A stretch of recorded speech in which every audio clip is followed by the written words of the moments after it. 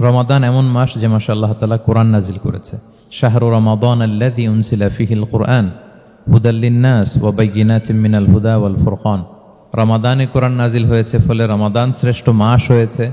কদরের রাতে কোরআন নাজিল হয়েছে, ফলে কদর শ্রেষ্ঠ রাত হয়েছে। তো বেসিক্যালি এই মাসের মূল মর্যাদা কোরআনের কারণে। সাইয়েদনা জিবরিল আলাইহিস সালাম কোরআন নিয়ে এসেছেন, উনি শ্রেষ্ঠ ফেরেশতা হয়েছেন।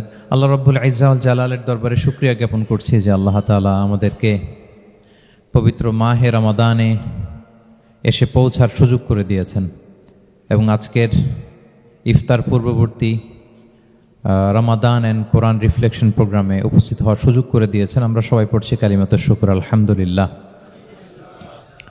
আল্লাহর শুকরিয়া জ্ঞাপনের পাশাপাশি আমি আজকের প্রোগ্রামের অর্গানাইজার বাংলাদেশ মুসলিম কমিউনিটি মালয়েশিয়াকে ধন্যবাদ জানাতে চাই, এরকম চমৎকার একটি রমাদানুল মুবারকে কোরআনিক একটি প্রোগ্রামের আয়োজন করবার জন্য। আমরা দোয়া করছি আল্লাহ তাআলা যেন এই কমিউনিটিকে ইসলামের জন্য কবুল করে এবং আমাদের যে ভাইরা নিরলস পরিশ্রম করে এই প্রোগ্রামগুলো আয়োজন করছে, আল্লাহ তাআলা এই পরিশ্রম, এই ডেডিকেশন, এফোর্ট যেন তাদের নাজাতের ওসিলা বানায়। সম্মানিত শুধু আমরা সবাই জানি এই মাসটির এত বরকতের কারণ হচ্ছে এটি কোরআন নাজিলের মাস। শাহরু রমাদান আল্লাযী উনজিলা ফীহিল কুরআন হুদাল লিন-নাস ওয়া বায়্যিনাতিম মিনাল হুদা ওয়াল ফুরকান। রমাদান এমন মাস যে মাসে আল্লাহ তাআলা কোরআন নাজিল করেছে।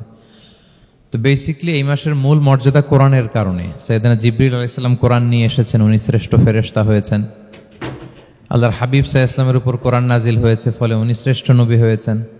রমাদানে কোরআন নাজিল হয়েছে, ফলে রমাদান শ্রেষ্ঠ মাস হয়েছে। কদরের রাতে কোরআন নাজিল হয়েছে, ফলে কদর শ্রেষ্ঠ রাত হয়েছে। আমরাও যারা কোরআনের সাথে সুসম্পর্ক গড়ে তুলব, কোরআনের সাথে অ্যাটাচমেন্ট বাড়াবো, আমাদেরকেও শ্রেষ্ঠত্বের মর্যাদায় আল্লাহ তাআলা আসীন করবেন ইনশাআল্লাহ বিইذنিল্লাহ। তো আজকের প্রোগ্রামের আমার ফার্স্ট অ্যান্ড ফরমোস্ট রিমাইন্ডার হচ্ছে কোরআন নাজিলের মাসে আমরা যেন বেশি বেশি কোরআনের সাথে নিজেদের সম্পর্ককে নবায়ন করি এবং মজবুত করি। কার কিরকম কোরআনের সাথে সম্পর্ক আপনি নিজেই জানেন। প্রতিদিন কত পৃষ্ঠা কোরআন তেলাওয়াত করেন, কোরআনের অর্থ পড়েন, কোরআনের তাফসির পড়েন কিংবা শোনেন, আপনি নিজেই জানেন। সো নিজে নিজে যেন একটু নিজেকে যেন কাঠগড়ায় দাঁড় করাই এবং নিজেকে যেন জিজ্ঞেস করি যে আমার সাথে কোরআনের সম্পর্ক কতটুকু মজবুত। যদি ঘাটতি থাকে, গ্যাপ থাকে, এটা যেন আমরা মেক আপ করি, ফুলফিল করি এই বরকতময় মাসে। আপনারা খেয়াল করে থাকবেন যে শুরুতেই আমি সূরা ওয়াদ-দুহা ওয়াল-লাইলি ইযা সাজার কয়েকটি আয়াত তেলাওয়াত করেছি। তো আজকে আমরা এই সূরাটির সংক্ষিপ্ত তাফসির পেশ করব ইনশাআল্লাহ বিইذنিল্লাহ। যে মজলিসে কোরআনের তাফসির হয়, আল্লাহর কালামের ব্যাখ্যা উপস্থাপন করা হয়, প্রেজেন্টেশন করা হয়, এর চেয়ে শ্রেষ্ঠ মজলিস কি পৃথিবীতে আর হতে পারে? আমরা পৃথিবীর সবচাইতে শ্রেষ্ঠতম একটি মজলিসে এখন বসে আছি। প্রিয় ভাই এবং বোনেরা, আমরা সূরা দোহার তাফসির শুনবো। এই সূরাটা মুখস্থ আছে না অনেকের? কোরআনের যে সমস্ত সূরা আমাদের অনেকেরই মুখস্থ, তার মধ্যে এটা অন্যতম একটা সূরা। এবং দেখবেন যে ইমাম সাহেবরা প্রায় এই সূরা তেলাওয়াত করে। যে সমস্ত সূরা দিয়ে প্রায় নামাজ পড়া হয়, এর মধ্যে অন্যতম একটা সূরা হচ্ছে সূরাতুদ দোহা। মুআয ইবনে জাবাল রাদিয়াল্লাহু তাআলা আনহুকে আল্লাহ রাসূল সাল্লাল্লাহু আলাইহি ওয়াসাল্লাম একটা এলাকার ইমাম বানিয়ে পাঠিয়েছিলেন। ওই এলাকার মুসল্লিরা ছিলেন, লোকজন ছিলেন শ্রমজীবী, কাজ করে খেত। সারাদিন ওট দিয়ে পানি সেচ করে খেজুর গাছে পানি দিত, খেজুরের চাষাবাদ করত, সারাদিন কষ্ট করে নামাজে যে জয়েন করত। তো উনি মাগরিবের নামাজে সূরা ফাতিহার পরে সূরা বাকারা তেলাওয়াত শুরু করলেন।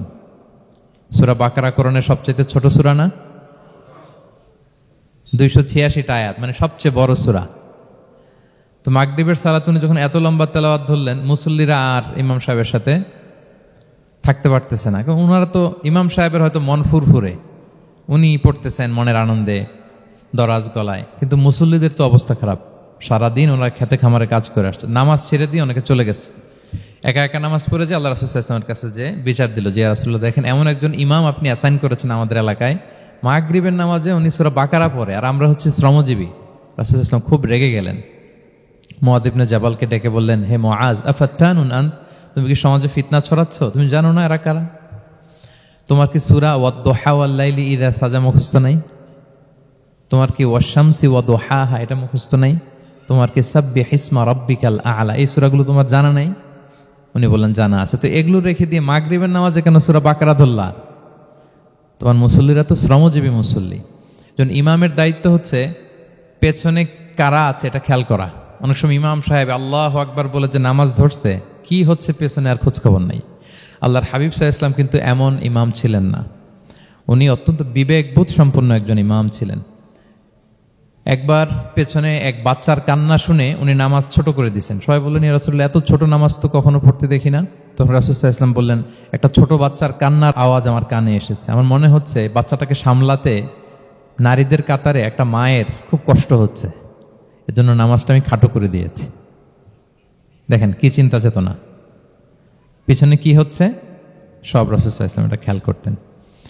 তো এই সূরার একটা ফজিলত আপনি জানলেন যে রাসূল সাল্লাল্লাহু আলাইহি ওয়াসাল্লাম সূরা ওয়াদ-দুহা ওয়াল-লাইলি ইযা সাজা এটা তেলাওয়াত করতে বলেছিলেন মুআয ইবনে জাবাল রাদিয়াল্লাহু তাআলা আনহুকে। এটা কোরআনের 93 নম্বর সূরা। কত নাম্বার? এটা মাক্কি সূরা, আর নাজিলের ধারাবাহিকতা অনুযায়ী এটা 11তম সূরা। মানে এই সূরার আগে আরো 10টা সূরা নাজিল হয়েছিল, তার মানে মক্কার একেবারে শুরুর দিকে এই সূরাটা নাজিল হয়েছিল। আপনারা জানেন যে এবছর আমার একটা বই এসেছে এক নজরে কোরআন নামে, সেখানে আমি প্রত্যেকটা সূরার সার সংক্ষেপ নিয়ে খুব সংক্ষেপে, কখনো যদি সুযোগ হয় আপনারা দেখবেন যে প্রত্যেকটা সূরা 5 পৃষ্ঠার মধ্যে আমরা নিয়ে আসার চেষ্টা করেছি। সেখানে এগুলো পাবেন, সূরাটা কয় নাম্বার, নাজিলের ধারাবাহিকতা কখন, তারপর কোরআন শরীফের মধ্যে কখন, এটার ফজিলত কি, এটার সেন্ট্রাল থিম কি, মেজর থিম কি, কজ এন্ড ইফেক্ট কি, সব কেস স্টাডি থেকে শুরু করে রিফ্লেকশন সব আমরা সেখানে উল্লেখ করেছি। তো এই সূরাটা শুরুর দিকে, একেবারে শুরুর দিকে নাজিল হয়েছে। তার আগে মাত্র 10টি সূরা নাজিল হয়েছে। তো নাজিল হতে হতে 10টা সূরা যখন নাজিল হলো, এরপর অনেক দিন রাসূল সাল্লাল্লাহু আলাইহি ওয়াসাল্লামের কাছে কোনো সূরা নাজিল হয় না। কয়দিন নাজিল হয় না? কোনো বর্ণনায় 15 দিন, কোনো বর্ণনায় 1 মাস, কোনো বর্ণনায় 2 মাস, কোনো বর্ণনায় 6 মাস, টানা 6 মাসের গ্যাপ ওহী নাজিল হয় না। আল্লাহর হাবিব সাল্লাল্লাহু আলাইহি ওয়াসাল্লাম তিনি ওহী মিস করতে শুরু করলেন, যে ঘটনা কি, কোরআন নাজিল হচ্ছে না কেন, হঠাৎ এত গ্যাপ কেন? ওনার মাথায় কয়েকটা জিনিস ঘুরপাক খেলো। একটা ঘুরপাক খেলো যে আমার কোনো কাজে আল্লাহ আবার অসন্তুষ্ট হলো নাকি, অথবা আমি কোরআনের আয়াত এই বাণীগুলো পৌঁছে দেওয়ার ক্ষেত্রে আমার কোনো গাফলতি হয়ে গেল নাকি, সামহাও কি আল্লাহর সাথে আমার কানেকশন এটা কি লুজ হয়ে যাচ্ছে, আমি কি কোনোভাবে আল্লাহ থেকে দূরে সরে পড়তেছি। রাসূল সাল্লাল্লাহু আলাইহি ওয়াসাল্লাম টেনশনে পড়ে গেলেন, চিন্তায় পড়ে গেলেন, কিরে ওহী আসে না কেন, আসে না কেন, আসে না কেন। এটা ছিল একটা দিক। আরেকটা দিক হচ্ছে আল্লাহর হাবিব সাল্লাল্লাহু আলাইহি ওয়াসাল্লামের কাছে কোরআনের আয়াত যাই নাজিল হতো উনি যে লোকদের কাছে প্রচার করে দিতেন। এখন নাজিল হয়েছে এখনই যে প্রচার শুরু, রাতে নাজিল হয়েছে রাতেই প্রচার শুরু, দিনে নাজিল হয়েছে দিনেই প্রচার শুরু, যখন নাজিল তখন প্রচার। কারণ আল্লাহ তাআলা বলেছেন, ইয়া আইয়ুহার রাসূলু বাল্লিগ মা উনজিলা ইলাইক মির রাব্বিক, আপনার রবের পক্ষ থেকে যা নাজিল হয়েছে প্রচার করেন। তো এই যে মাঝখান দিয়ে কয়েক মাস যার কোনো প্রচার টচার করে না, মুশরিকরা টিটকারি মারতে শুরু করলো, বলে কি মুহাম্মদ, তোমার আল্লাহ তোমার ভুলে গেছে বোধহয়, তোমার আল্লাহ বোধহয় তোমাকে আর পছন্দ করে না। আগে তো প্রতিদিন কিছু না কিছু শোনাতা যে এইটা নাজিল হয়েছে, ওইটা আসছে, এই বিধান ওই বিধান, এখন তো কোনো খোঁজখবর নাই। ঘটনা কি? আল্লাহর হাবিব সাল্লাল্লাহু আলাইহি ওয়াসাল্লামের চাচি উম্মে জামিল, আবুল হাবির স্ত্রী, সে আরো খারাপ কথা বলল। সে বলল, ইন্না শাইতানাকা কদ তারাকাক, তোমার কাছে যে একটা শয়তান আসতো এখন বোধহয় আর আসে না মুহাম্মদ, নাউযুবিল্লাহি মিন যালিক। এটা দিয়ে জিবরিল আলাইহিস সালামকে বুঝিয়েছেন। জিবরিল এসে কি কি যেন বলে, কই এখন তো কিছু বলো না। তো রাসূল বলবে কি করে, কারণ তিনি তো মন গড়া কিছু বলতেন না। আল্লাহর হাবিব সাল্লাল্লাহু আলাইহি ওয়াসাল্লাম মনে যা ইচ্ছা হয় মন গড়া কখনো কিছু বলেছেন? আওয়াজ করে বলেন, মন গড়া বলতেন তিনি? ওমা ইয়ান্তিকু আনিল হাওয়া ইন হুয়া ইল্লা ওয়াহয়ু ইউহা, আল্লাহর ওহী আসলে সেটা শোনাতেন। তো ওহীও আসে না, উনি শোনাতেও পারে না, ওহীও নাই, উনি শোনাতেও পারেন না। এই যে একটা কষ্টকর মুহূর্ত রাসূল সাল্লাল্লাহু আলাইহি ওয়াসাল্লামের, কিরে মাসের পর মাস চলে গেল ওহী আসতেছে না কেন, আমার কি কোনো ভুল হচ্ছে নাকি, আল্লাহকে আমাকে অপছন্দ করলেন? রাসূল সাল্লাল্লাহু আলাইহি ওয়াসাল্লাম যখন এরকম দুশ্চিন্তিত, পেরেশান, অ্যাংজাইটিতে পড়ে গেলেন, ভারাক্রান্ত, ঠিক তখন রাসূল সাল্লাল্লাহু আলাইহি ওয়াসাল্লামকে সান্ত্বনা দেওয়ার জন্য এই সূরাটা আল্লাহ নাজিল করেছেন।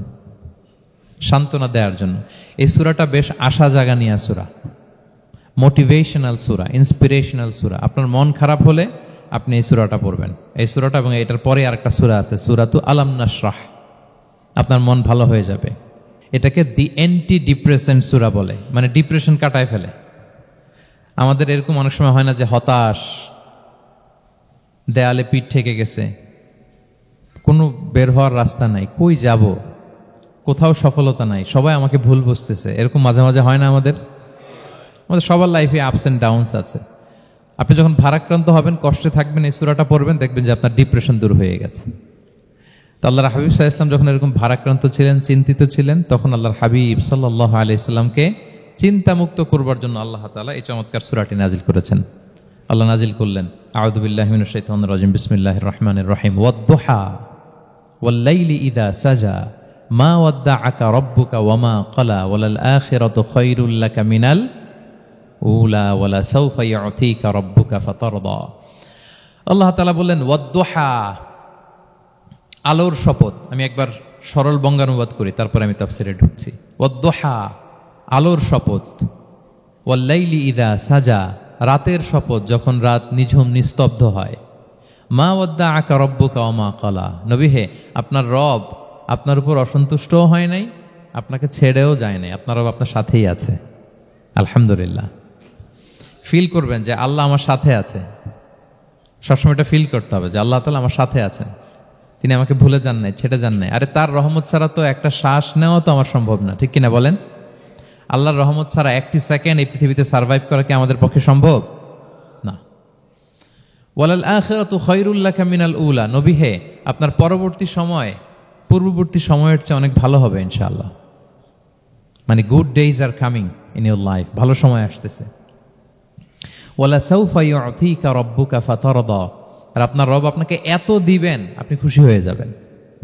আপনার রব আপনাকে এত দিবেন আপনি নিয়ে কুলাতে পারবেন না। আলাম ইয়াজিদিকা ইয়াতীমান ফাআওয়া, নবী আপনি কি ইয়াতীম ছিলেন না? তিনি কি আপনাকে আশ্রয় দেননি? ওয়া ওয়াজাদাকা দাল্লান ফাহাদা, আপনি পথ খুঁজতেছিলেন, আল্লাহ আপনাকে পথ দেখিয়েছেন। ওয়া ওয়াজাদাকা আইলান ফাআগনা, আপনি নিঃস্ব রিক্ত হস্ত ছিলেন, আল্লাহ তাআলা আপনাকে ধনী বানিয়েছেন। ফাআম্মাল ইয়াতীমা ফালা তাকহার, খবরদার এতিমের সাথে কখনো কঠোর হবেন না। ওয়া আম্মা সাইলা ফালা তানহার, ফরিয়াদি যে সুয়াল করে হাত পাতে তাকে ধমক দিয়ে তাড়িয়ে দিবেন না। ওয়া আম্মা বিনি'মাতি রাব্বিকা ফাহাদ্দিস, আর আপনার রবের যে নেয়ামত আপনার প্রতি, এটার বর্ণনা করুন। সুবহানাল্লাহ। এই হচ্ছে সরল অনুবাদ সূরাতুদ দুহার। এবার আসুন আমরা এটার তাফসিরে ঢুকি। আল্লাহ তাআলা প্রথমে দুইটা শপথ করলেন, কসম করলেন, দুইটা ওথ। আমরা যদি সংক্ষেপে ভাগ করি তাহলে 11 আয়াত বিশিষ্ট এই সূরাতে প্রথম 2 আয়াতে দুইটা শপথ আছে, তারপরের 3টা আয়াতে রাসূল সাল্লাল্লাহু আলাইহি ওয়াসাল্লামকে 3টা কনফার্মেশন দেওয়া হয়েছে, সুসংবাদ দেওয়া হয়েছে। এরপরের 3টা আয়াতে আল্লাহর হাবিব সাল্লাল্লাহু আলাইহি ওয়াসাল্লামের অতীতে আল্লাহ কি নেয়ামত দিয়েছেন সেটার একটা রিমাইন্ডার দেওয়া হয়েছে। আর সবশেষে 3টা ওয়ার্ক প্ল্যান দেওয়া হয়েছে, কর্মসূচি, সেগমেন্ট। আপনি এক নজরে কোরআন এগুলো পাবেন, এরকম সেগমেন্ট আকারে আমরা ভাগ করেছি। আই রিপিট, আমি আবারও বলছি, সূরা দোহার 11 আয়াত বিশিষ্ট এই সূরার প্রথম 2 আয়াতে 2টি শপথ, তারপরের 3 আয়াতে 3টি সুসংবাদ, তারপরের 3 আয়াতে অতীতে যে রাসূলকে নেয়ামত দেওয়া হয়েছিল সেটা স্মরণ করিয়ে দেওয়া, আর শেষ 3 আয়াতে 3টা ওয়ার্ক প্ল্যান, কর্মসূচি, রাসূল সাল্লাল্লাহু আলাইহি ওয়াসাল্লাম কি করবেন। ক্লিয়ার হয়ে গেছে না সূরাটা? আসুন এবার তাফসিরে ঢুকি। আল্লাহ তাআলা বললেন ওয়াদ-দুহা, নবী আলোর শপথ। আলো, দোহা মানে আলো। আমার সাথে আওয়াজ করে বলুন, দোহা মানে কি? আলো, সকালের আলো, প্রভাতের সূর্য কিরণ। দিনের প্রথম অংশে একটা সানশাইন থাকে না, খুব চমৎকার লাগে 9টা 10টার দিকে, হ্যাঁ, সানশাইন।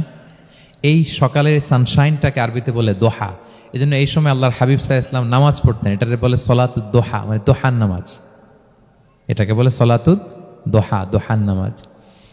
তো দেখেন রাসূল সাল্লাল্লাহু আলাইহি ওয়াসাল্লামের মন ভালো করবার জন্য প্রথমে আল্লাহর ওয়ার্ডিংটা দেখেন, আল্লাহ তাআলা কেমন চমৎকার শব্দ চয়েস করেন। প্রথমে আল্লাহ বললেন আলো। আলো বললেই তো মনটা ভালো হয়ে যায়, কি বলেন? এই আলো মানে আশার আলো, সম্ভাবনার আলো, প্রশান্তির আলো। ওয়াদ-দুহা, আলোর শপথ। মানে নবী আপনি হতাশ হবেন না, হাল ছাড়বেন না, ভরসা রাখুন। আপনি ঘর থেকে বের হন, দেখুন কি চমৎকার আলো। It's a beautiful day out there, জান, হোয়াট এ নাইস সানশাইন। কি চমৎকার উজ্জ্বল প্রভাতের সূর্য কিরণ, এত চমৎকার জলজলে সানশাইনিং এনভায়রনমেন্ট, আপনার মন খারাপ হয় কি করে? ওয়াদ-দুহা, দোহার শপথ মানে প্রভাতের সূর্য কিরণের শপথ। আবার বললেন ওয়াল-লাইলি ইযা সাজা, রাতের শপথ, যখন সে রাত নিঝুম হয়, গভীর হয়, নিস্তব্ধ হয়। 2টা শপথ, আলোর শপথ আর রাতের অন্ধকারের শপথ। আলোর শপথ বলে বেসিকলি আল্লাহ তাআলা ওহির আগমনকে বুঝিয়েছেন, আর রাতের শপথ বলে আল্লাহ তাআলা বেসিকলি ওহির অনুপস্থিতিকে বুঝিয়েছেন। মানে রাত দিন দুইটাই যেমনি লাগে, আল্লাহ তাআলা বোঝাতে চাইলেন নবী আপনি টেনশন করবেন না, আমি উইথ ইউ, আমি আপনার সাথে আছি। ওহি আসা না আসা দুইটাই গুরুত্বপূর্ণ। রেগুলার যদি ওহি আসে এটা রিসিভ করতে আপনার কষ্ট হয়ে যাবে। আল্লাহর পক্ষ থেকে আসমানি কিতাবের যে ওহি, এটা সাধারণ কোনো কথা না। ইন্না সানুলকি আলাইকা কওলান সাকিলা, এটা খুব ভারী, হেভি ওয়েট। এটা পাহাড়ে নাজিল করলে, লাউ আনজালনা হাযাল কুরআনা আলা জাবাল লারাআইতাহু খাশিআম মুতাসাদ্দিআম মিন খাশিয়াতিল্লাহ, এটা মাউন্ট এভারেস্টের উপর নাজিল করলে পাহাড় ভেঙে খান খান হয়ে যেত। শীতের রাতে কোরআন নাজিল হলে রাসূল সাল্লাল্লাহু আলাইহি ওয়াসাল্লাম ঘেমে একাকার হয়ে যেতেন, কপাল বেয়ে টপ টপ করে ঘাম পড়তে ওহি রিসিভ করতে যেয়ে। তিনি ওটের উপরে করে মরুভূমিতে চড়ছেন, ওহি নাজিল হলে ওটের বুক মাটিতে মিশে যেত। এক সাহাবার মাথায়, পায়ের মধ্যে মাথা রেখে রাসূল সাল্লাল্লাহু আলাইহি ওয়াসাল্লাম শুয়েছিলেন, তখন ওহি নাজিল হলো। সাহাবা বলছেন, ওহির ভারে মনে হচ্ছে যে আমার পায়ের হাড্ডিটাই ফেটে যাবে। তার মানে এটা খুব ভারী বাণী, খুবই ভারী, এটা সাধারণ কোনো কালাম না। তো এই যে রাসূল সাল্লাল্লাহু আলাইহি ওয়াসাল্লামের কাছে যে ওহি নাজিল হচ্ছিল, এটা যদি রেগুলার নাজিল হয়, এটা রিসিভ করা রাসূল সাল্লাল্লাহু আলাইহি ওয়াসাল্লামের জন্য সহজ হবে না, কঠিন হয়ে যাবে। রেগুলার ওহি নাজিল হলে এটার যে পাওয়ার, প্রেশার, রাসূল সাল্লাল্লাহু আলাইহি ওয়াসাল্লামের স্নায়ু এটা বরদাস্ত করতে পারবে না। তো আল্লাহ বুঝাতে চাইলেন, নবী, আমি কাফের রাজা বলে আপনাকে আমি ভুলে গেছি, কখনো না, নেভার এভার। বরং আপনার যাতে একটু রেস্ট হয়, আরাম হয়, আপনাকে একটু কমফোর্ট দেওয়ার জন্য আমি সাময়িকভাবে ইচ্ছে করে ওহিটা বন্ধ রেখেছি। সুবহানাল্লাহ পড়বেন না? আপনার যাতে একটু কমফোর্ট হয়, আপনার যেন একটু আরাম হয়, ওহি রিসিভ করে করে যেন আপনি অভ্যস্ত হতে পারেন, এজন্য আমি ইচ্ছা করে আপনাকে একটু আরাম দেওয়ার জন্য ওহি বন্ধ রেখেছি। সারাদিন যদি, মানে দিনের 24 ঘন্টায় যদি সূর্য থাকে, ভাল লাগবে? আচ্ছা বলেন, 6 মাস টানা সূর্য ভাল লাগবে আপনার? রোদের গরমে আমরা অস্থির হয়ে যাব। তো 12 ঘন্টা সূর্যের আলোর পরে যেমনি রাতের দরকার আছে, আল্লাহ বোঝাতে চাইলেন ওহি নাজিল হওয়ার পাশাপাশি মাঝে মাঝে ওহি ব্রেক দেওয়ার দরকার আছে, ওহি বন্ধ থাকার দরকার আছে। ফলে আপনি হ্যাবিচুয়েটেড হবেন, ওহি রিসিভ করা না করা এটা আপনার জন্য ইজি হয়ে যাবে। যখন আপনি আপনার জন্য ওকে হয়ে যাবে, তখন আমি লাগাতার ওহি নাজিল করব। তাহলে ওরা যে বলে আমি আপনাকে ভুলে গিয়েছি, না, আমি আপনাকে ভুলি নাই, বরং আপনার আরামের জন্য খানিকটা সময় আপনাকে বিশ্রামের সুযোগ করে দেওয়ার জন্য আমি আল্লাহ ওহি বন্ধ রেখেছি। সুবহানাল্লাহ। তার মানে আল্লাহ তাআলা নবীকে ভুলেন নাই বা নবী সাল্লাল্লাহু আলাইহি ওয়াসাল্লামের উপর অসন্তুষ্ট হন নাই, ইচ্ছে করে আল্লাহ তাআলা কিছুদিন ওহি বন্ধ রেখেছেন। প্রতিদিন সূর্য থাকলে যেমনি ভাল লাগে না, মানে 24 ঘন্টা, এজন্য 12 ঘন্টা সূর্য দিয়ে আল্লাহ 12 ঘন্টা রাত দিয়েছেন, আমাদের আরামের, বিশ্রামের, ঘুমের আয়োজন করেছেন। ঠিক তেমনি রেগুলার ওহি রিসিভ করলে রাসূল সাল্লাল্লাহু আলাইহি ওয়াসাল্লামের জন্য কষ্ট হয়ে যাবে, এজন্য ইচ্ছে করে আল্লাহ গ্যাপ দিয়েছেন। আল্লাহর হাবিব সাল্লাল্লাহু আলাইহি ওয়াসাল্লামের উপর আল্লাহ অসন্তুষ্ট হননি। এটাই আল্লাহ তাআলা বললেন যে ওয়াদ-দুহা ওয়াল-লাইলি ইযা সাজা, প্রভাতের সূর্য কিরণের শপথ, রাতের নিঝুম নিস্তব্ধ পরিবেশের শপথ। মা ওয়াদ্দাআকা রাব্বুকা ওয়া মা ক্বালা, আপনার রব আপনারে ভুলেও যায় নাই, আপনারে ছেড়েও যায় নাই, আপনার উপর নাখোশও হয় নাই। সুবহানাল্লাহ। আপনার রব আপনার সাথেই আছে, এটা সবসময় ফিল করবেন যে আমার রব আমার সাথে আছে। এটা ফিল করলে আপনার মধ্যে যে সাহস আসবে, আপনি কল্পনাই করতে পারবেন না যে এত এনার্জি আপনার ভিতরে আসলো কি করে। আপনারা খেয়াল করেছেন, বছর খানিক আগে ভারতবর্ষের আমাদের এক বোনের সামনে কিছু সন্ত্রাসী, ওরা জয় শ্রীরাম জয় শ্রীরাম বলতেছিল, মনে আছে? কিন্তু আমার ওই বোন মুস্কান কি বলছিল বলেন তো? তার এক আল্লাহু আকবারে from north to south, from east to west, the entire globe প্রকম্পিত হয়েছে। আমরা সবাই পড়েছি আল্লাহু আকবার, সবাই আমরা কি পড়েছি? আল্লাহু আকবার। কারণ সে ফিল করেছে যে আল্লাহ আমার সাথে আছে। মনকে তুমি বুঝিয়ে বলো আল্লাহ আছেন আমার সাথে, এটা ফিল করতে হবে। আল্লাহর হাবিব সাল্লাল্লাহু আলাইহি ওয়াসাল্লামকে আল্লাহ তাআলা এইটাই অ্যাসিউরেন্স দিলেন, কনফার্মেশন দিলেন যে মা ওয়াদ্দাআকা রাব্বুকা ওয়া মা ক্বালা, আপনার রব আপনাকে ভুলে যায় নাই, আপনার রব আপনার প্রতি অসন্তুষ্ট হয় নাই। আমি ইচ্ছা করে ওহিটা বন্ধ রেখেছি যাতে আপনার আরাম হয়। সুবহানাল্লাহ। আল্লাহর হাবিব সাল্লাল্লাহু আলাইহি ওয়াসাল্লামের প্রতি আল্লাহ তাআলা কতটা টেক কেয়ার করতেন দেখেন। রেগুলার ওহি নাজিল হলে রাসূল সাল্লাল্লাহু আলাইহি ওয়াসাল্লামের কষ্ট হয়ে যাবে, এজন্য তিনি কিছুদিন ওহি বন্ধ রেখে রাসূল সাল্লাল্লাহু আলাইহি ওয়াসাল্লামকে বিশ্রামের ব্যবস্থা করে দিয়েছেন। তাহলে প্রথম 3টা আয়াত ক্লিয়ার না সবার কাছে? আচ্ছা, প্রথম 2টো আয়াতে 2টা শপথ গেল, এরপরে 3টা সুসংবাদ। সুসংবাদের প্রথমটা হলো আমি ভুলিও নাই ছাড়িও নাই, আপনার সাথে আছে। এরপর আল্লাহ বললেন ওয়ালাল আখিরাতু খায়রুল লাকা মিনাল উলা, নবী হে, আপনার পরবর্তী সময় পূর্ববর্তী সময়ের চেয়ে ভালো হবে। নিশ্চয়ই আপনার পরবর্তী সময় পূর্ববর্তী সময়ের চেয়ে ভালো হবে। তার মানে গুড ডেইজ আর কামিং, ভালো সময় আপনার জীবনে আসছে, আপনি হতাশ হবেন না, নিরাশ হবেন না। এরপর আল্লাহ তাআলা বললেন ওয়ালা সাউফা ইউতিকা রাব্বুকা ফাতারদা, নবী হ্যাঁ, আপনার রব আপনাকে এত দিবে আপনি খুশি হয়ে যাবেন। আপনার রব আপনাকে এত নেয়ামত দান করবে, আপনি আপনার রবের প্রতি সন্তুষ্ট হয়ে যাবেন। সুবহানাল্লাহ বিহামদি। এবং তাই হয়েছে, যারা আপনারা সিরাত পড়েছেন, যারা আল্লাহর হাবিব সাল্লাল্লাহু আলাইহি ওয়াসাল্লামের জীবনী নিয়ে ধারণা রাখেন, তারা দেখবেন যে আল্লাহ রাসূল সাল্লাল্লাহু আলাইহি ওয়াসাল্লাম যেখানেই মনে কষ্ট পেয়েছেন, বিষণ্ণ, চিন্তিত, তখনই আল্লাহ তাআলা রাসূল সাল্লাল্লাহু আলাইহি ওয়াসাল্লামের চিন্তা দূর করে রাসূল সাল্লাল্লাহু আলাইহি ওয়াসাল্লামকে সন্তুষ্ট করেছেন। যখনই রাসূল সাল্লাল্লাহু আলাইহি ওয়াসাল্লামের মনে কষ্ট, তিনি চিন্তিত, তখনই আল্লাহ তাআলা ওনাকে হ্যাপি করেছেন। কাইন্ড অফ রাসূলকে হ্যাপি করাই আল্লাহর কাজ, আল্লাহর হাবিব সাল্লাল্লাহু আলাইহি ওয়াসাল্লামকে হ্যাপি করাই আল্লাহ তাআলার কাজ। দেখেন কিভাবে আল্লাহ তাআলা আল্লাহর হাবিব সাল্লাল্লাহু আলাইহি ওয়াসাল্লামকে হ্যাপি করেছেন, একটু খেয়াল করে দেখেন। মক্কাতে যখন খুব জটিল অবস্থা, দাওয়াতি কাজ চালিয়ে নেওয়াটা রাসূল সাল্লাল্লাহু আলাইহি ওয়াসাল্লামের জন্য কষ্ট হয়ে যাচ্ছে, নমুসলিম সাহাবাদের উপর অত্যাচার, তখন আল্লাহর হাবিব সাল্লাল্লাহু আলাইহি ওয়াসাল্লাম দেখলেন যে এই মক্কার দুজনের একজনকে আমার চাই। তাদের একজন যদি ইসলামের ছায়াতলে আসে তাহলে ইসলামের পাল্লাটা ভারী হয়। কারা? একজন হচ্ছে ওমরে ফারুক আর একজন আবু জাহাল।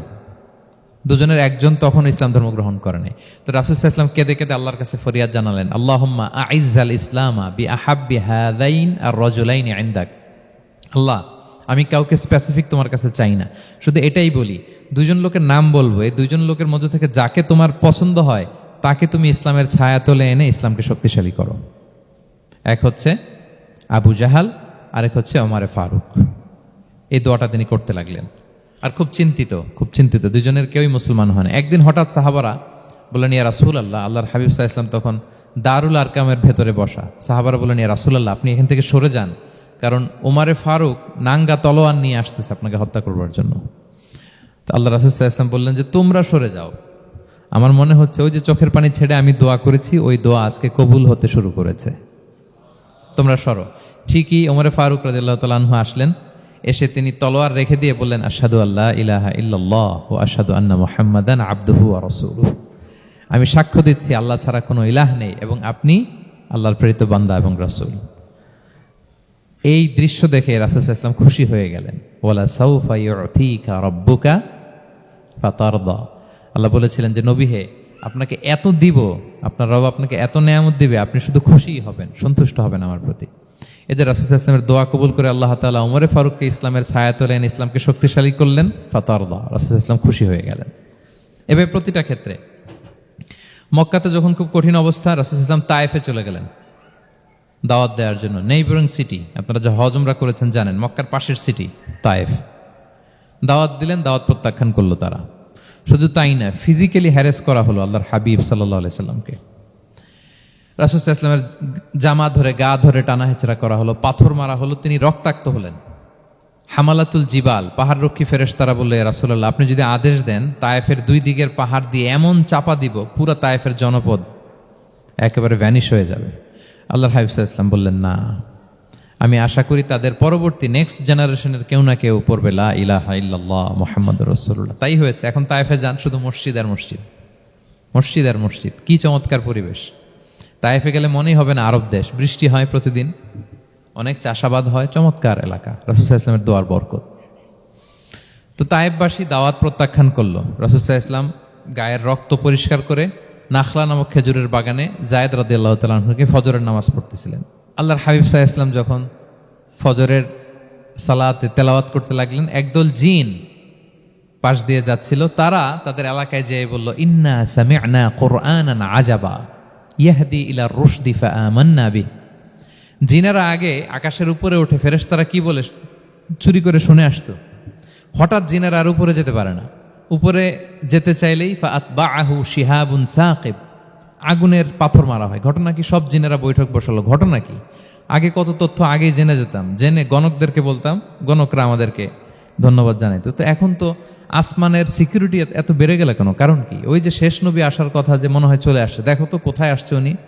খুঁজতে খুঁজতে খুঁজতে একদল ওই দিন ফজরের সময় আল্লাহর হাবিব সাল্লাল্লাহু আলাইহি ওয়াসাল্লাম রক্তাক্ত হয়ে ফজরের সালাত যখন পড়তেছেন, ওই কোরআন তেলাওয়াত শুনে তারা এলাকায় যেয়ে বলল যে ইন্না সামি'না কুরআনান আজাব, এক আজীব কোরআন শুনে আসছি, ইয়াহদি ইলা রুশদি, এই কোরআন মানুষকে হেদায়েতের পথে নিয়ে যায়। ফাআমান্না বি, আমরা ঈমান এনে ফেললাম। সুবহানাল্লাহ পড়েন। তো রাসূল সাল্লাল্লাহু আলাইহি ওয়াসাল্লাম তো এটা জানেন না। আল্লাহ তাআলা জিবরাইল মারফত জানালেন যে হে নবী, আপনি এসেছিলেন ম্যানকাইন্ডকে দাওয়াত দিতে। তায়েফের তারা দাওয়াত গ্রহণ করে নাই, ম্যানকাইন্ড রিজেক্ট করেছে। কিন্তু আরেকটা জাতি আছে যাদেরকে আপনি দেখেন না, তাদেরকে বলে জিন কাইন্ড, মানে জিন জাতি। পুরো জিন জাতি কালিমা পড়ে মুসলমান হয়ে গিয়েছে নবী। বলে সাউফা ইউতিকা রাব্বুকা ফাতারদা, নবী আপনার রব আপনাকে এত নেয়ামত দিবেন আপনি খুশি হয়ে যাবেন। নবী সাল্লাল্লাহু আলাইহি ওয়াসাল্লাম ওইখানে আবার খুশি হয়ে গেলেন, রক্তাক্ত, ইনজুর্ড। কিন্তু যখন শুনলেন মানুষ জাতি তারা ঈমান আনে নাই, কিন্তু জিন জাতি তারা ঈমান এনেছে, আল্লাহর হাবিব সাল্লাল্লাহু আলাইহি ওয়াসাল্লাম আবার আনন্দিত হলেন।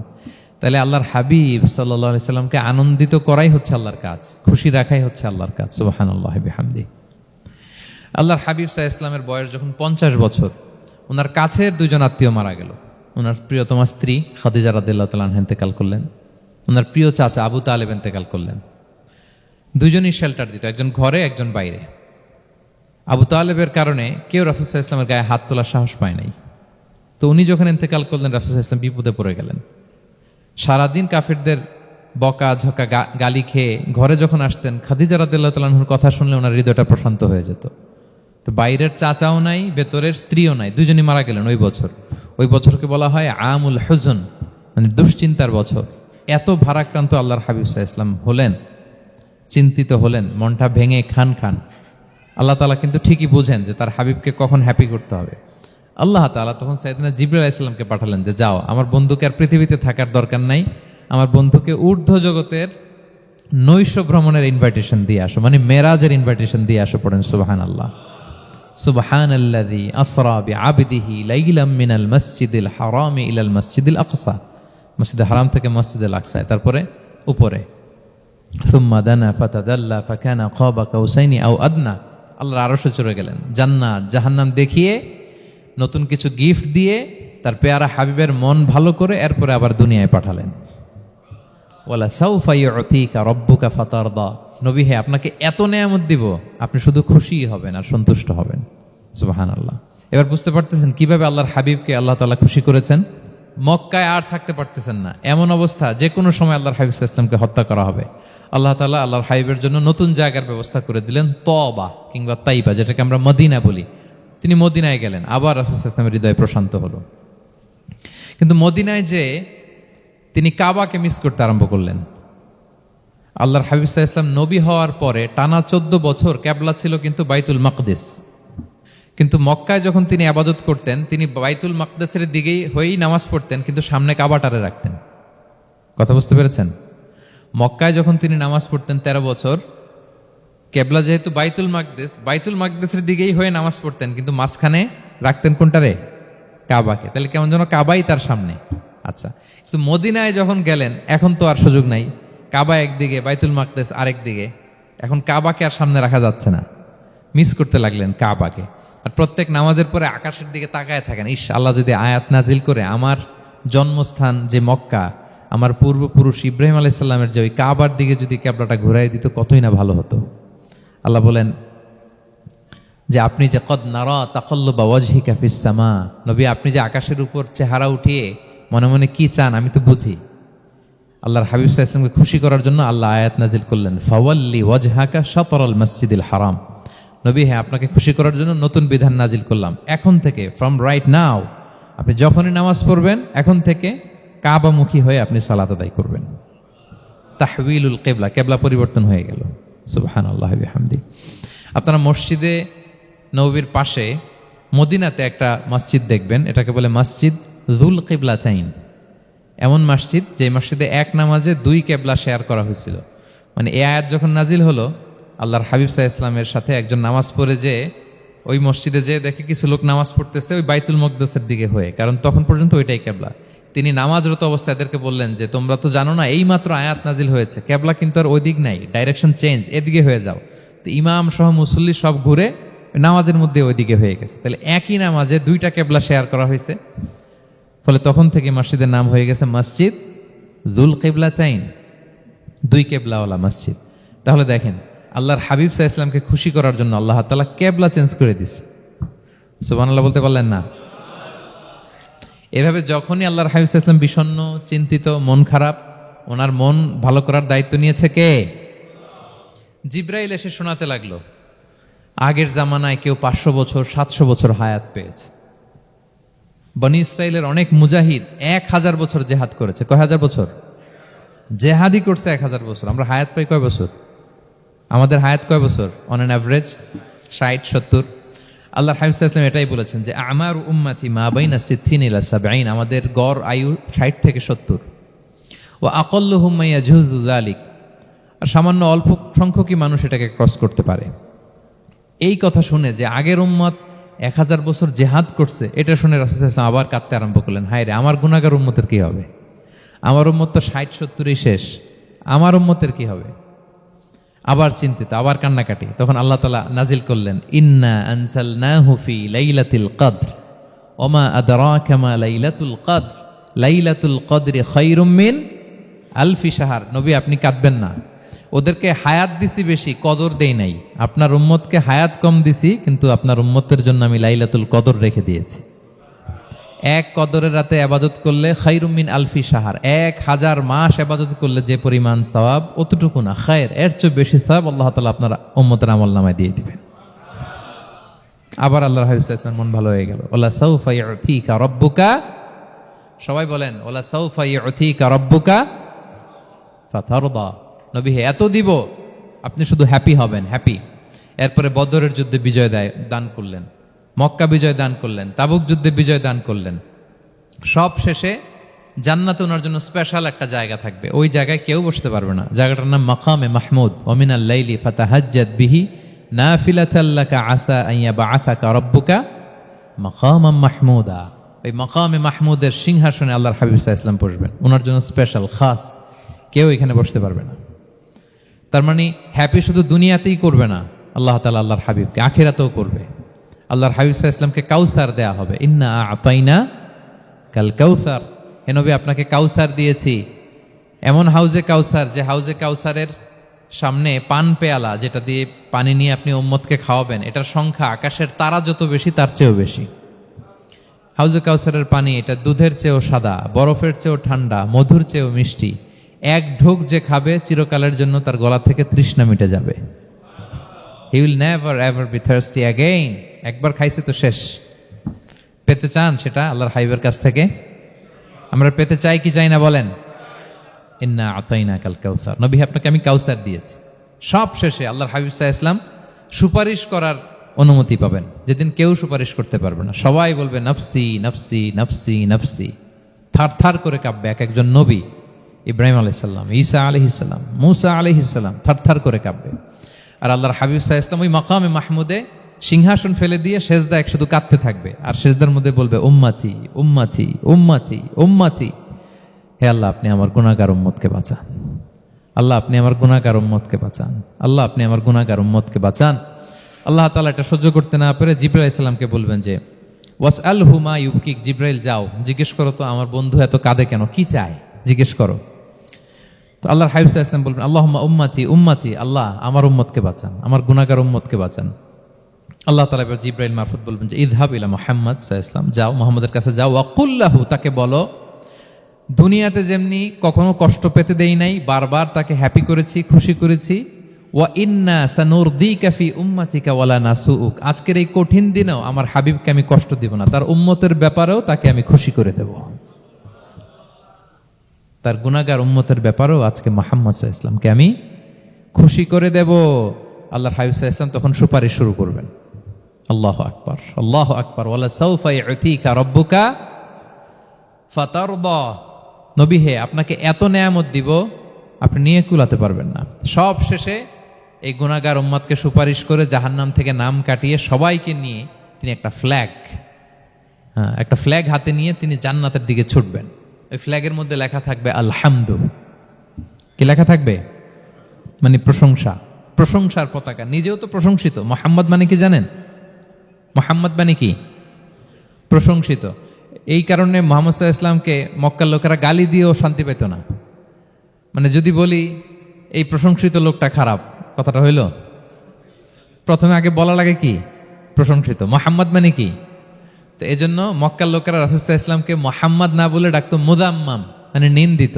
তো মুযাম্মাম তো রাসূলের নাম না, রাসূল সাল্লাল্লাহু আলাইহি ওয়াসাল্লামের নাম কি? মুহাম্মদ, প্রশংসিত। এজন্য গালি দিয়েও তারা মজা করতে পারতো না, সুবিধা করতে পারতো না। গালি দিলেও আগে প্রশংসা করে নেওয়া লাগতো। প্রথমে বলতো মুহাম্মদ পাগল, এরকম বলতো নাউযুবিল্লাহ। তার মানে প্রশংসিত লোকটা পাগল হইল, এটা গালি হয়েছে? ঘুরে ফিরে তো প্রশংসাই হয়ে গেল। তো আল্লাহর হাবিব সাল্লাল্লাহু আলাইহি ওয়াসাল্লাম লিওয়াউল হামদ প্রশংসার ফ্ল্যাগ নিয়ে বিশাল উম্মতকে নিয়ে জান্নাতে অভিমুখে যাবেন এবং জান্নাতের দরজায় হি উইল বি দা প্রথম নক করবেন উনি। তখন জান্নাতের রক্ষী ফেরেশতা বলবে মান আনতা, কে? আল্লাহর হাবিব সাল্লাল্লাহু আলাইহি ওয়াসাল্লাম বলবেন আনা মুহাম্মদ, আমি মুহাম্মদ। তো ফেরেশতা বলবে আমরা দাঁড়ায় আছি এজন্য আল্লাহ বলে দিয়েছেন মুহাম্মাদের আগে কাউকে যেন এন্ট্রি দেয়া না হয়, আপনার আগে যেন কারো জন্য জান্নাতের দরজা না খুলি, স্পেশাল উপর থেকে অর্ডার আছে। আপনি যেহেতু নক করেছেন, ওয়েলকাম, আসেন। পুরো উম্মাহ নিয়ে আল্লাহর হাবিব সাল্লাল্লাহু আলাইহি ওয়াসাল্লাম জান্নাতে ঢুকবেন। ওয়ালা সাউফা ইউতিকা রাব্বুকা ফাতারদা, নবী হে আপনাকে অচিরেই এত নেয়ামত দিব আপনি সন্তুষ্ট হয়ে যাবেন। প্রথম দুইটা শপথ গেল, এরপর তিনটা সুসংবাদ গেল। এরপর আল্লাহ তাআলা অতীতে যে নবীর পাশে ছিলেন, অতীতে যে বিভিন্ন নেয়ামত দিয়ে আল্লাহর হাবিব সাল্লাল্লাহু আলাইহি ওয়াসাল্লামকে আল্লাহ তাআলা ধন্য করেছেন, এগুলো রিমাইন্ডার দিচ্ছেন যে নবী আপনি কেন চিন্তিত হন, আমি আগেও ছিলাম আপনার সাথে, এখনো আছি, ভবিষ্যতেও থাকব। তিনি বললেন আলাম ইয়াজিদকা ইয়াতীমান ফাআওয়া, তিনি কি আপনাকে ইয়াতীম অবস্থায় পাননি, তিনি কি আপনাকে আশ্রয় দেননি? আপনারা জানেন আল্লাহর হাবিব সাল্লাল্লাহু আলাইহি ওয়াসাল্লাম যখন মায়ের পেটে, তখনই তার পিতা দুনিয়া থেকে ইন্তেকাল করেছেন। মায়ের পেটে তার বয়স হচ্ছে 6 মাস, দুনিয়াতে আসেননি আল্লাহর হাবিব সাল্লাল্লাহু আলাইহি ওয়াসাল্লাম রাহমাতাল লিল আলামিন। মায়ের পেটে থাকা অবস্থায় বাবা হারিয়েছেন, দুনিয়াতে আসলেন 6 বছর বয়সে তিনি মাকে হারিয়েছেন। কয় বছর বয়সে? 6 বছর। তারপর মায়ের ইন্তেকালের পরে দাদার কাছে, আব্দুল মুত্তালিবের কাছে লালিত পালিত হতে লাগলেন। 8 বছর বয়সে দাদাও ইন্তেকাল করলেন। বাবা চলে গেলেন জন্মের আগে, মা চলে গেলেন 6 বছর মানে শিশু থাকতে। 8 বছর বয়সে তো শিশু, দাদাও চলে গেলেন। 8 বছর বয়স থেকে আল্লাহর হাবিব সাল্লাল্লাহু আলাইহি ওয়াসাল্লাম চাচার কাছে এতিম অবস্থায় লালিত পালিত হতে লাগলেন। এবং আবু তালেব এত ভালোবাসতো, ইমান শেষ পর্যন্ত ইমান আনেনি, শিরকের উপরে ইন্তেকাল করেছে, কিন্তু আল্লাহর হাবিব সাল্লাল্লাহু আলাইহি ওয়াসাল্লামকে এত ভালোবেসেছেন, বাবার যে কি মানে পিতৃ স্নেহের যে কি মায়া, এটা বুঝতে দেন নাই কখনো, এটার অভাব কখনো তিনি টের পান নাই, ওনার যে বাবা নাই আবু তালেবের কারণে। এতটা ভালোবেসেছেন। তার মানে কখনোই রাসূল সাল্লাল্লাহু আলাইহি ওয়াসাল্লামকে লালন পালন, রক্ষণাবেক্ষণ, টেক কেয়ারের কোনো গ্যাপ আল্লাহ তাআলা রাখেননি। হালিমাতু সাদিয়ার কাছে, পরে মায়ের কাছে, উম্মে আইমানের কাছে, দাদা আব্দুল মুত্তালিবের কাছে, পরে চাচার কাছে, একটার পর একটা স্লট বাই স্লট রেডি। সেটাই স্মরণ করে দিলেন যে নবী এমন তো হয় নাই যে আপনাকে লালন পালনের জন্য কেউ ছিল না। আলাম ইয়াজিদকা ইয়াতীমান ফাআওয়া, আপনার রব কি আপনাকে ইয়াতীম অবস্থায় আশ্রয়ের ব্যবস্থা করে দেননি? মানে তখন তো আমি ছিলাম আপনার সাথে, কেউ ছিল না, তখন তো আমি ছিলাম। তো আপনারা তো ভয় কিসের? আপনি হতাশ হবেন না, নিরাশ হবেন না, হাল ছাড়বেন না আপনি। তাহলে প্রিয় ভাইরা, আল্লাহর হাবিব সাল্লাল্লাহু আলাইহি ওয়াসাল্লাম ইয়াতীম অবস্থায় পৃথিবীতে এসেছিলেন এবং এজন্য ইয়াতীমের সাথে ভালো আচরণ তিনি করতে বলতেন আল্লাহর হাবিব সাল্লাল্লাহু আলাইহি ওয়াসাল্লাম। যারা এতিমকে ভালোবাসে আল্লাহ তাদেরকে ভালোবাসে। এবং আল্লাহর হাবিব সাল্লাল্লাহু আলাইহি ওয়াসাল্লাম বলতেন আনা ওয়া কাফিলুল ইয়াতীমি ফিল জান্নাতি কাহাতাইন, আমি এবং এতিমের রক্ষণাবেক্ষণকারী এইভাবে প্রতিবেশীর মতো জান্নাতে থাকব। এই 2 আঙ্গুলের মাঝে যেমনি গ্যাপ নাই, আমার আর এতিমের রক্ষণাবেক্ষণকারী তার বাড়ির মাঝখানে কোনো গ্যাপ থাকবে না জান্নাতে। We will be neighbour in paradise, জান্নাতে এরকম আমরা কাছাকাছি থাকবো। আল্লাহু আকবার পড়েন। তাহলে এতিমের রক্ষণাবেক্ষণকারীকে আল্লাহ তাআলা ভালোবাসেন। যারা এতিমকে পছন্দ করে না, এতিমকে তাড়িয়ে দেয়, তাদেরকে আল্লাহ পছন্দ করেন। আল্লাহ তাআলা বলেন আরাআইতাল্লাযী ইউকাযযিবু বিদ্দীন ফাযালিকাল্লাযী ইয়াদউল ইয়াতীম, যারা আখিরাতকে অবিশ্বাস করে তারাই এতিমকে ঘাড় ধাক্কা দিয়ে তাড়িয়ে দেয়। কোনো বিশ্বাসী কখনো এতিমের সাথে খারাপ আচরণ করে না। আপনাদের যাদের মন শক্ত, অনেকের চোখ দিয়ে পানি নামে না। আমার এক আত্মীয় আছে খুব আল্লাহওয়ালা, আমার জীবনে এত আল্লাহওয়ালা আমি দেখি নাই, কিন্তু ওনার চোখ দিয়ে পানি নামে না। বারবার এসে আমারে বলে যে মিজান কি করবো বলো, তুমি একটু মোনাজাত ধরো। আমার মনে আছে আমি ওনাকে নিয়ে মোনাজাত ধরতাম, তো ওনার কান্না আসে না চোখ দিয়ে। এত আল্লাহওয়ালা, খুব ভালো মানুষ, কিন্তু চোখ দিয়ে পানি নামে না। এটা অনেকের হয়, নানা কারণে হয়। তো আল্লাহর হাবিব সাল্লাল্লাহু আলাইহি ওয়াসাল্লাম বলেছেন কারো যদি চোখ দিয়ে পানি না নামে বা হৃদয় নরম না হয়, তারা যেন এতিমের মাথায় হাত বুলিয়ে দেয়। এক সাহাবী এসে বলেন ইয়া রাসূলুল্লাহ, আমার হৃদয়টা বড় শক্ত, হৃদয় নরম হয় না। রাসূল সাল্লাল্লাহু আলাইহি ওয়াসাল্লাম বললেন তাই, আচ্ছা আতুহিব্বু আন ইয়ালিনা কলবুক, তুমি কি চাও তোমার হৃদয় নরম হোক, ওয়া তুদরাকা হাজাতুক, এবং তোমার আশা পূরণ হোক? তিনি বললেন হ্যাঁ। তখন রাসূল সাল্লাল্লাহু আলাইহি ওয়াসাল্লাম বললেন ইরহামিল ইয়াতীম, এতিমের উপর রহম করো। ওয়ামসা আলা রাসি, এতিমের মাথায় হাত বুলিয়ে দাও।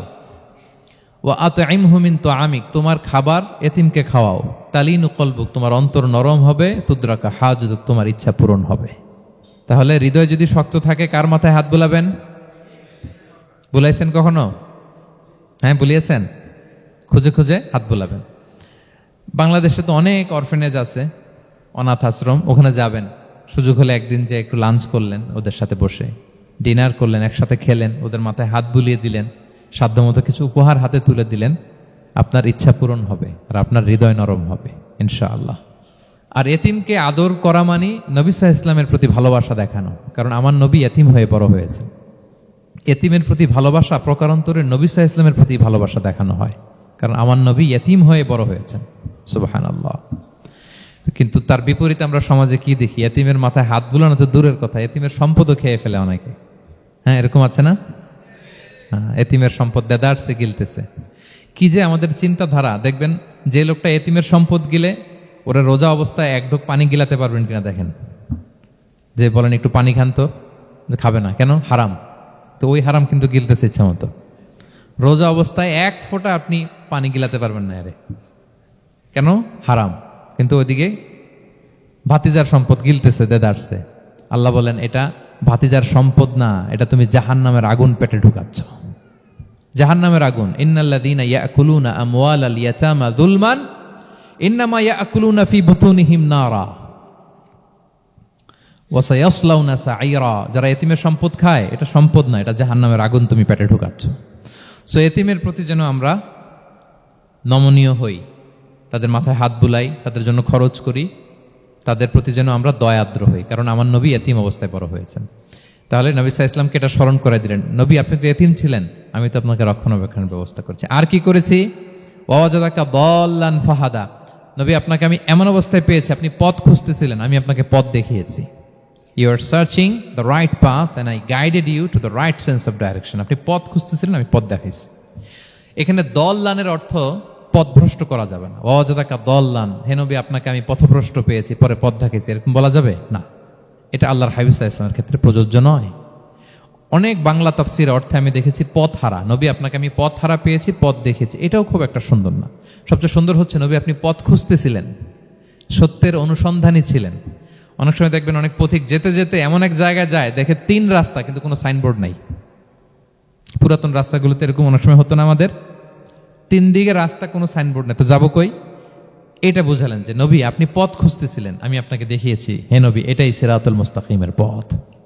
ওয়াজাদাকা দাল্লান ফাহাদা, আপনি পথ খুঁজতেছিলেন, আমি আপনাকে পথ দেখিয়েছি। তো ছোটবেলায় সাথে ছিলাম, পথ খুঁজতেছিলেন, পথ দেখালাম, আমি আপনার ভুললাম কোথায়? কাফিরদের কথায় মন খারাপ করেন কেন যে তারা বলে আমি আপনাকে ভুলেছি, ছেড়েছি? নো, নেভার এভার, আমি আপনার সাথেই আছি। তারপরে আল্লাহ তাআলা বললেন ওয়াজাদাকা আইলান ফাআগনা, তিনি আপনাকে রিক্ত হস্ত, নিঃস্ব পেয়েছেন, সম্পদহীন অবস্থায় পেয়েছেন, পরে সম্পদশালী করেছেন। সুবহানাল্লাহ। আল্লাহর হাবিব সাল্লাল্লাহু আলাইহি ওয়াসাল্লাম শুরুতে সম্পদের অত যোগান ছিল না, পরে খাদিজা রাদিয়াল্লাহু তাআলা আনহার সাথে যখন বিয়ে হলো, আল্লাহ তাআলা সম্পদের কষ্ট দূর করলেন। কারণ খাদিজা রাদিয়াল্লাহু তাআলা আনহা অনেক বড় ব্যবসায়ী ছিলেন। বিয়ের আগে পার্টনারশিপে বিজনেস ছিল রাসূল সাল্লাল্লাহু আলাইহি ওয়াসাল্লামের সাথে। আল্লাহর হাবিব সাল্লাল্লাহু আলাইহি ওয়াসাল্লাম শ্রম দিয়েছেন, খাদিজা রাদিয়াল্লাহু তাআলা আনহার ইনভেস্টমেন্ট ছিল। তো ওই শ্রমে খাদিজা রাদিয়াল্লাহু তাআলা আনহার এক বান্ধবী, তিনি এমন প্রশংসা করলেন এসে আল্লাহর হাবিব সাল্লাল্লাহু আলাইহি ওয়াসাল্লামের ব্যাপারে যে এমন লোক আমি দেখি নাই, ওনার কথা বার্তা, চলন, কথন, ডিলিং সব আলাদা। পুরো কাফেলার মধ্যে উনি একরকম, পুরো কাফেলা আরেক রকম। এই কথা শুনে তো খাদিজা রাদিয়াল্লাহু তাআলা আনহা আকৃষ্ট হলেন যে এরকম একজন সৎ লোকই তো আমার চাই। প্রস্তাব দেয়া হলো, চাচাদের কাছে বিয়ে হয়ে গেল। এবং বিয়ের পরে খাদিজা রাদিয়াল্লাহু তাআলা আনহা নারীদের মধ্যে সর্বপ্রথম শাহাদা বাক্য পড়ে মুসলমান হয়েছিলেন। নিজের সব সম্পদ আল্লাহর হাবিব সাল্লাল্লাহু আলাইহি ওয়াসাল্লামের পায়ের সামনে এনে দিয়ে দিলেন, ইয়া রাসূলুল্লাহ আমার সম্পদ মানে আপনার সম্পদ, ইসলামের জন্য যত মনে যায় আপনি খরচ করেন।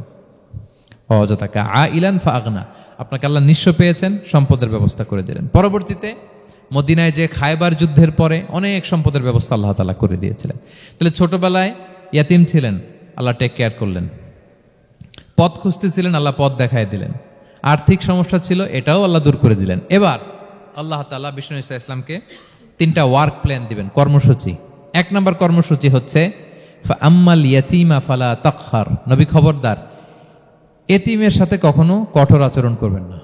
1 নম্বর কর্মসূচি, কারণ আপনি তো এতিম ছিলেন, এতিমের দুঃখ আপনি না বুঝলে বুঝবে কে? এতিমের সাথে কখনো কঠোর হবেন না। আল্লাহর হাবিব সাল্লাল্লাহু আলাইহি ওয়াসাল্লাম কখনো এতিমের সাথে কঠোর হন না। এতিম তো দূর কি বাত, কারোর সাথে তিনি কঠোর হন না। ওনার কাছে চাইলে উনি না বলতে পারতেন না। নো, নাই, দিব না, এটা বলতে জানতেন না। নো ওনার ডিকশনারিতে ছিল না, চাইলেই দিতেন। একবার আল্লাহর হাবিব সাল্লাল্লাহু আলাইহি ওয়াসাল্লামের কাছে একটা জামা, কয়টা? আপনার জামা কয়টা? আমার জামা কয়টা? জুব্বা তখন কয়টা ছিল? মাত্র একটা। এক ফরিয়াদি এসে বলে, ইয়া রাসূলুল্লাহ আতিনি কামিসান, আমার একটা জামা দেন, আমার জামা নাই। নবী সাল্লাল্লাহু আলাইহি ওয়াসাল্লামের জামা কয়টা তখন? ওনার কাছে চাইলে উনি না বলতে পারতেন? খুলে দিয়ে দিচ্ছেন, নাও। এখন ওনার জামা আছে কয়টা? তো জামাও নাই, বেরও হতে পারে না। কি এক মুসিবত! আল্লাহ তাআলা আয়াত নাজিল করলেন, ওয়াল্লাযীনা ইযা আনফাকু লাম ইউসরিফু ওয়া লাম ইয়াকতুরু ওয়া কানা বাইনা যালিকা কাওয়ামা। নবী হে, যারা বিশ্বাসী তারা দানের সময় ভারসাম্য করবে। মানে অনেকগুলো থাকলে আপনার একটা দিতেন, ছিলই যখন একটা, ওইটার হকদার তো ফরিয়াদির চেয়ে আপনি বেশি। এখন যে দিয়ে দিলেন, আপনি পড়বেন কি? অনেকগুলো থাকলে না হয় আপনি দিতেন, ছিলই একটা, এটার সবচেয়ে যোগ্য, অধিকতম যোগ্য এবং হকদার তো আপনি। সুবহানাল্লাহ, সুবহান। কি নবী ছিল, কি নবী ছিল! না বলতে পারতেন না, মানুষকে ফিরিয়ে দিতে জানতেন না। আল্লাহ বললেন, নবী হে, আপনার প্রথম কর্মসূচি ফাআম্মাল ইয়াতীমা ফালা তাকহার, খবরদার এতিমকে কখনো, এতিমের প্রতি কঠোর হবেন না। এক নম্বর কর্মসূচি। এটা শুধু নবীর জন্য কর্মসূচি নাকি আমাদের জন্য না? হ্যাঁ, সবার জন্য। এতিমদের সাথে যেন আমরা রূঢ় ভাষী না হই, তাদের সাথে যেন রূঢ় আচরণ না করি। 2 নাম্বার, ও আম্মা সাইলা ফালা তানহার, ফরিয়াদিকে ধমক দিবেন না, হাত পাতলে ধমক দিবেন না। আমরা অনেক সময় ধমক দেই, আপনারা দেন কখনো? না, আমরা দিতে পারবো না। ধমক দিতে নিষেধ করেছেন আল্লাহ তাআলা, আম্মা সাইলা ফালা তানহার। যদি না থাকে বুঝিয়ে বলেন যে এখন পারতেছি না, কিন্তু ধমক দিবেন না কখনো। কারণ আপনি এখন বড় সাহেব হয়ে গেছেন, প্রাইভেট কারের পাশ থেকে দেখবেন যে, স্যার 2টা টাকা দেন, কিছু খাই নাই। হায় রে, ছিঁড়া কাপড়, মলিন চেহারা, ভাঙ্গা একটা থালা হাতে নিয়ে, স্যার 5টা টাকা দেন। আল্লাহ আপনারে স্যার বানাইছে আর ওরে বানাইছে ভিখারি। আচ্ছা বলেন তো, জায়গাটা চেঞ্জ করতে আল্লাহর কত সময় লাগে? ওরে ভিতরে বসায় স্যার বানাবে আর আপনারে ভাঙ্গা একটা থালা দিয়ে এরকম ওই যে টোল টোল যেখানে নেয় ওখানে দাঁড় করাবে। বলেন আল্লাহর কয় সেকেন্ড লাগবে? লাগবে 1 সেকেন্ডও লাগে না। সো ও আম্মা সাইলা ফালা তানহার, ফরিয়াদিকে ধমক দিয়ে তাড়িয়ে দিও না, খবরদার। ওকে আল্লাহ ফরিয়াদি বানিয়ে পরীক্ষা করছে, আর তোমাকে আল্লাহ সম্পদশালী বানিয়ে পরীক্ষা করছে। তাহলে 1 নম্বর কর্মসূচি ছিল এতিমের সাথে রূঢ়ভাষী হবেন না। 2 নম্বর হচ্ছে ফরিয়াদিকে ধমক দিবেন না। 3 নম্বর, ওয়া আম্মা বিনি'মাতি রাব্বিকা ফাহাদ্দিস, আল্লাহ তাআলা আপনাকে যে নেয়ামত দিয়েছে এই নেয়ামতের আপনি কি করেন? বর্ণনা করেন। ওয়া আম্মা বিনি'মাতি রাব্বিকা ফাহাদ্দিস, আল্লাহ নেয়ামতের বর্ণনা করেন, শুকরিয়া করেন। কারণ আল্লাহ তাআলা আমাদের অনেককে ইয়াতিম বানায় নাই, আমাদেরকে ফরিয়াদি বানায় নাই। আমরা অনেকেই আছি, আমরা এখনো ইয়াতিম না, আমার আব্বা আম্মা এখনো বেঁচে আছে, আমাদের অনেকের আব্বা আম্মা বেঁচে আছে। ইয়াতিম মূলত ছোট অবস্থায় যদি বাবা মারা যায় তাকে আরবিতে ইয়াতিম বলে। মান মাতা আবুহু ওয়া হুয়া সগীর, কেউ ছোট, তার বাবা মারা গেছে, তাকে শরীয়তের পরিভাষায় কি বলে? ইয়াতিম। তা আমরা অনেকেই তো ইয়াতিম না, আমরা অনেকেই তো অন্যের কাছে হাত পাতা লাগে না, তো আমরা ভালো আছি না? আমাদের দেখবেন যে প্রায় হিসাবটা হচ্ছে আমার কি নাই। আমাদের হিসাবটা কি? কি নাই, কি যে আছে এটার হিসাব করে কুলানোও যাবে না, ঠিক কিনা বলেন? ঠিক যেই মুহূর্তে এখানে বসে আমরা এই চমৎকার ইফতারি নিয়ে বসে আছি, ঠিক একই মুহূর্তে দেখবেন যে হসপিটালের আইসিইউতে শুয়ে শুয়ে কাতরাচ্ছে অনেকে। ঠিক এই মুহূর্তে কিডনি ডায়ালিসিস চলতেছে, দেখছেন? কিডনি পেশেন্ট এদিকে ছিদ্র করে ব্লাড সব বের হয়ে রিফাইনিং হয়ে আরেক দিক দিয়ে ঢুকে, ওর চিৎকার শুনলে। বার্ন ইউনিটে গেছেন কখনো? আগুনে পোড়া রোগী, আপনার তো অনেক কিছু নাই, আমার এটা নাই ওইটা নেই, আল্লাহ এটা দিল না, এটা নিয়ে আসেন। আপনি বার্ন ইউনিটে একদিন যায়েন, তাহলে বুঝবেন যে আল্লাহ আপনারে কত শান্তিতে রেখেছে। না খেয়ে কয় রাত কাটিয়েছি আমরা, বলেন তো? কত লোক বাড়ি ভাড়া পরিশোধ করতে পারে না, ঋণের বোঝায় জর্জরিত, দুরারোগ্য ব্যাধিতে আক্রান্ত, ক্যান্সারের লাস্ট স্টেজে। তাদের সাথে একটু দেখা করেন, 4th স্টেজে চলে আসছে ক্যান্সার পেশেন্ট।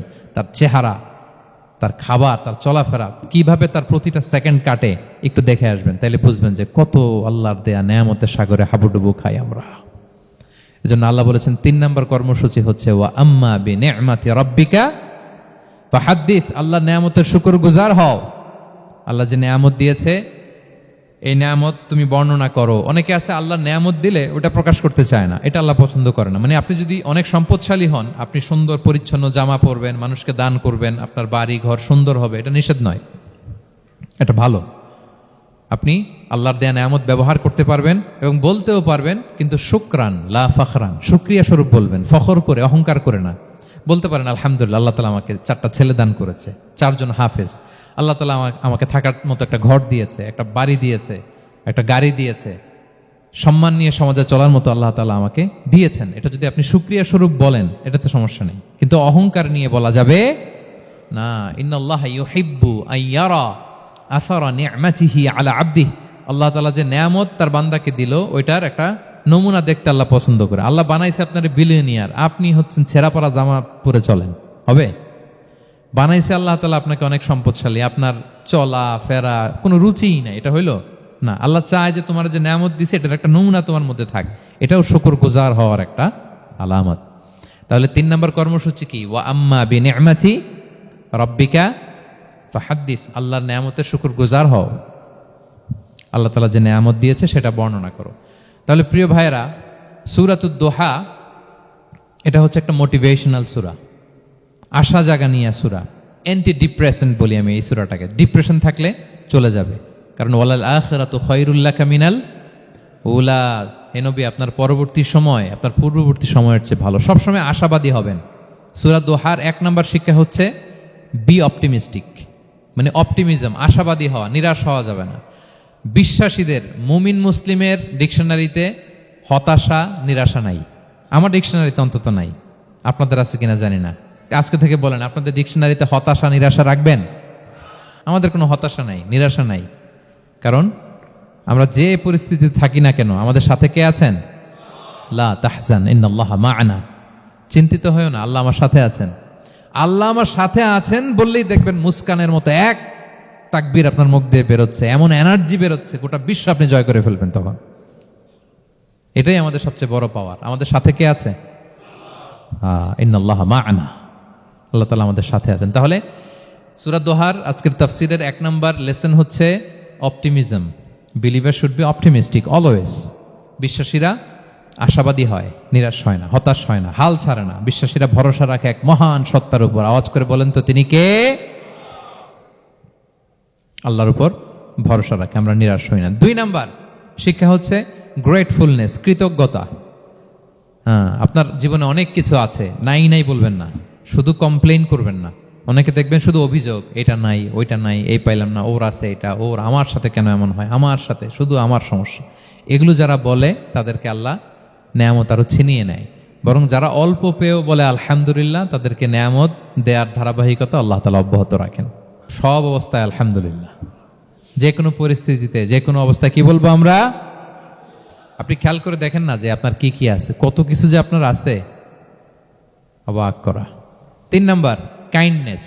3 নাম্বার লেসন হচ্ছে কাইন্ডনেস, দয়া। আমরা যেন অন্যের প্রতি দয়াশীল হই। আপনি অন্যের প্রতি দয়ালু হলে আপনার প্রতি দয়ালু হবো কে? ওয়াল্লাহু ফি আউনি আবদিহি মা দামাল আবদু ফি আউনি আখি। আল্লাহ ততক্ষণ পর্যন্ত কোনো বান্দার সাহায্যে থাকে যতক্ষণ পর্যন্ত ওই বান্দা তার ভাইয়ের সাহায্যে থাকে। তাহলে বলেন তো, আল্লাহর সাহায্য পাওয়ার প্রথম শর্ত কি? অন্যের জন্য সাহায্যের হাত বাড়িয়ে দাও। তাহলে মনে থাকবে তো? নাকি এতিমকে ধাক্কা দিয়ে বের করে দিবেন, ফরিয়াদিকে ধমক দিবেন একটা? বড় সাহেব তো আপনি, বড় স্যার, খবরদার। তাহলে 1 নম্বর লেসন অপটিমিজম। আমরা হতাশ হব না, হতাশা আমাদের ডায়েরিতে নাই, আমরা আশাবাদী, আমরা আল্লাহর রহম ভরসার ভিখারি, ঠিক কিনা বলেন? 2 নম্বর লেসন হচ্ছে গ্রেটফুলনেস। আমরা সবসময় আল্লাহর প্রতি শুকরগুজার হব, কৃতজ্ঞ হব। আল্লাহর হাবিব সাল্লাল্লাহু আলাইহি ওয়াসাল্লাম বলতেন, আল্লাহুম্মা জাআলনি সাবুরা ওয়া জাআলনি শাকুরা ওয়া জাআলনি ফি আইনি সগীরা ওয়া ফি আয়ুনিন নাসি কাবীরা। আল্লাহ আপনি আমাকে ধৈর্যশীল বান্দা বানান, আপনি আমাকে শুকরগুজার বানান। আল্লাহ আমার চোখে আমাকে ছোট বানান, আল্লাহ গোটা বিশ্বের মানুষের চোখে, জনতার চোখে আমাকে বড় বানান। আওয়াজ করে পড়েন আমিন। এই দোয়াটা বেশি বেশি পড়বেন। আর সব শেষে আমরা যেন কাইন্ড হতে পারি, অন্যের প্রতি দয়ালু হতে পারি। যে রহম করে সে রহম প্রাপ্ত হয়, যে অন্যকে দয়া দেখায় সে আল্লাহর পক্ষ থেকে দয়া পায়। আল্লাহ তাআলা আমাদের সবাইকে কথাগুলো বোঝার ও আমল করার তৌফিক দান করুক। হাযা মা ইনদি ওয়াল ইলমু ইনদাল্লাহি আলাইহি তাওয়াক্কালতু ওয়া ইলাইহি উনীব। আসসালামু আলাইকুম ওয়া রাহমাতুল্লাহি ওয়া বারাকাতুহু।